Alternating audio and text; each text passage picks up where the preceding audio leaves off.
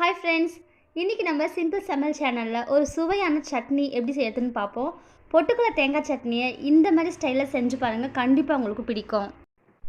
தேங்காய் 1/4 மூடி, ஒரு பச்சை மிளகாய், 2 பல்லு பூண்டு, பொட்டுக்கடலை 1/4 கப் எடுத்துக்கோங்க. தேவையான அளவு கொத்தமல்லி. தாளிப்புக்கு எண்ணெய், கடுகு, கருவேப்பிலை. தேங்காய், பூண்டு, பச்சை மிளகாய் தேவையான அளவு உப்பு போட்டு முதல்ல கிரைண்ட் பண்ணி எடுத்துக்கோங்க. அரைச்சி எடுத்த பிறகு அதில் கொத்தமல்லி, பொட்டுக்கடலை சேர்த்துட்டு தேவையான அளவு தண்ணி ஊற்றி நம்ம அரைச்சிடலாம். அரைச்ச பிறகு எண்ணெய், கடுகு, கருவேப்பிலை போட்டு தாளிச்சிட்டு அதில் போட்டுடலாம். போட்டு நல்லா கலந்து விட்டுக்கோங்க. இந்த மாதிரி மெத்தடில் ஒரு டைம் ட்ரை பண்ணுங்கள், கண்டிப்பாக உங்களுக்கு பிடிக்கும். இந்த வீடியோ யூஸ்ஃபுல்லாக இருந்தால் லைக் பண்ணுங்கள், ஷேர் பண்ணுங்கள், மறக்காமல் சப்ஸ்கிரைப் பண்ணுங்கள். தேங்க்ஸ் ஃபார் வாட்சிங்.